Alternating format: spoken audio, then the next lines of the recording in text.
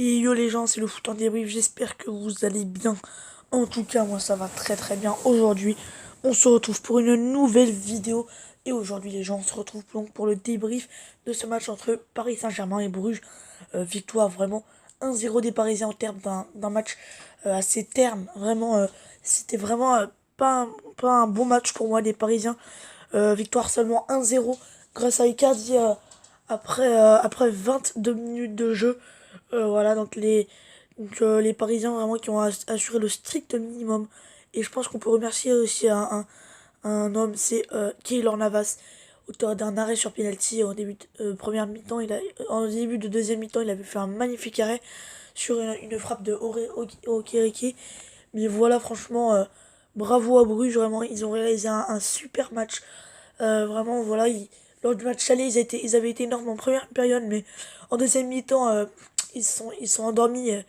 Non, ils sont pas endormis au match aller en première mi-temps. Surtout l'entrée d'Mbappé qui a vraiment assommé l'équipe de Bruges. Bah, la Bruges n'a jamais été vraiment assommé dans ce match. Bruges a toujours eu l'espoir de faire quelque chose. Donc, dans les premières minutes, dans les 20 premières minutes, Bruges se montre dangereux en contre. Mais voilà, la défense parisienne qui tient le coup. Les Parisiens n'arrivent pas à être euh, stables dans leurs attaques placées. Voilà, les milieux comme Verratti ou Gay n'arrivent pas à décrocher pour prendre de bons ballons et ensuite bah, créer le danger. Ça peut que marcher sur des ballons en profondeur ou des exploits individuels, comme ce fut le cas pour Di Maria ou pour Mbappé. Mais le but qui vient d'un centre de Dagba. Alors, une petite partie de billard dans la surface, et ensuite Icardi qui va reprendre tout seul ce ballon. Donc 1-0 pour Paris après 22 minutes de jeu. C'est pas du tout mérité au vu de ce qu'ont fait les Parisiens. Ensuite, voilà, les Parisiens sont un petit peu mieux, ont euh, subissent moins d'attaques de la part des joueurs de Bruges. Et Paris qui se crée des occasions aussi. Alors, pas beaucoup, mais Parisiens qui auraient pu peut-être marquer un deuxième but qui aurait fait vraiment beaucoup de bien. Mais c'est pas le cas, donc mi-temps 1-0 pour Paris. Voilà, donc franchement, les Parisiens qui en fin de première période étaient mieux, avaient mieux la possession, mais les joueurs de Bruges étaient toujours aussi dangereux en contre. Et dès qu'ils avaient le ballon, ils en faisaient bon usage, c'est-à-dire qu'ils ne, qu'ils ne la perdaient pas bêtement, ils gardaient la balle, ils construisaient leur jeu, ils pouvaient être très dangereux avec notamment leurs trois attaquants, Denis, Okereke et aussi Crépin Diatta, qui était moins en vue quand même dans l'attaque de Bruges. Aussi, évidemment, Hans Van Aken qui a été vraiment très très haut, qui a mis vraiment beaucoup de pressing. Mais bon, voilà, mi-temps 1-0 pour Paris. Et ensuite, en deuxième mi-temps, bah, c'est pas mieux, franchement. Voilà, Paris se fait prendre une grosse occasion avec donc Okereke. Magnifique parade de Navas. Voilà, donc là, pareil, on voit à quel point ils ne sont toujours pas mieux rentrés en seconde période. On attendait voilà, un sursaut d'orgueil des Parisiens, comme ils l'avaient fait lors du match aller. Au moins marquer un deuxième but, bah, c'est pas le cas. Parce que Paris se fait surprendre. Ensuite, voilà, Paris quand même a son jeu. Paris a la balle, a la possession, mais n'est pas tellement dangereux. Et franchement, on n'a pas senti des Parisiens sereins. Voilà, il y a cette sérénité que les Parisiens peuvent avoir cette saison. Je pense au match face à Marseille. En première mi-temps, ils sont vraiment très sereins. En deuxième, ils ont toujours la position, même s'ils en font rien. Voilà, ils la perdent pas bêtement.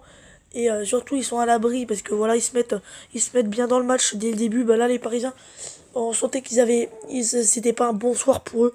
Malgré la victoire, franchement, c'est vraiment le strict minimum, comme je l'ai dit sur le titre de la vidéo. Voilà, on n'a pas vu un grand Paris ce soir. Mais bon, le côté positif des choses, c'est que les Parisiens sont quand même sur une très très bonne spirale positive avec leurs 4 victoires en 4 matchs de Ligue des Champions, 10 buts inscrits, 0 encaissés, une qualification en huitième de finale.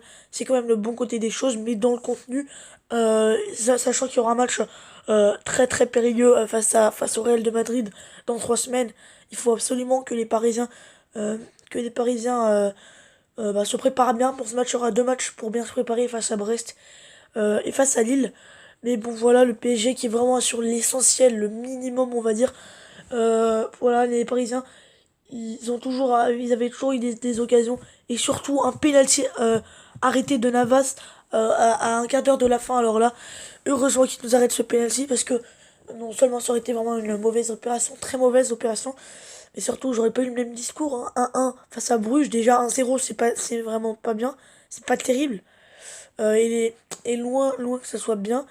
Mais en plus de faire 1-1, alors là, ça aurait été, on faudrait déjà se poser des questions. Voilà, j'avais dit le PSG, j'avais, alors dans mon prono, j'avais parié une victoire 5-0 du PSG, bah, pas du tout en fait. Moi j'avais pensé que le PSG allait délivrer offensivement, allait vous proposer un gros match offensivement, un vrai match de Ligue des Champions. Voilà, les Parisiens qui sont pas mis mode Champions League, comme j'avais dit dans mon prono, ils ont juste gagné 1-0. Et ça, voilà, après une défaite à Dijon, je pense que les Parisiens ne se sont pas totalement remis de cette défaite. Et voilà, pour enlever tous les doutes, parce que là j'ai encore des doutes. Hein. J'avais dit que cette victoire face à Bruges elle était importante. Pour enlever tous les doutes, et bah, il va falloir s'imposer à Brest et de belle manière. Et voilà, les Parisiens qui sont pas forcément dans leur meilleur moment de la saison. Et donc, mais quand même une victoire. Et ça, c'est quand même l'essentiel. Sinon, dans le match, les côtés positifs, c'est que les Parisiens quand même pouvaient se montrer dangereux dès qu'ils se créaient des occasions. On a vu notamment sur le but ou sur voilà, sur des incursions dans la surface de réparation. Bernat sur le côté gauche ou Mbappé ont été très intéressants. Sur le côté droit, Di Maria moins présent. Pareil pour Dagba. Euh, Dagba d'ailleurs, je comprends pas pourquoi Thomas Tuchel l'a mis dans le 11 de départ. Parce que Dagba, voilà, il est pas encore prêt à jouer ces matchs-là de Ligue des Champions. Il avait joué qu'une fois, il était entré en jeu à Old Trafford lors du huitième de finale de l'année dernière. Grand Paris avait gagné 2-0. Mais voilà, ce match-là, franchement, c'était pas vraiment, c'était loin d'être bien. Mais bon, voilà, c'est l'essentiel, c'est la victoire et c'est la qualification en huitième de finale qui compte. Euh, mais dans le contenu, il y aura des choses, vraiment beaucoup de choses à revoir. Voilà, donc les gens, donc c'est la fin de cette vidéo, de ce débrief. J'espère qu'il vous aura plu. En tout cas, moi, voilà, les gens, je vous dis à très très vite. Euh, à, à vendredi pour le prono de Brest-Paris. Samedi soir pour le débrief de Paris-Brest. Dimanche pour le prono de Marseille-Lyon. Et lundi pour le débrief de Marseille-Lyon. Allez les gens, moi je vous dis à très très vite. C'était le foot en débrief. Les amis, ciao, bye.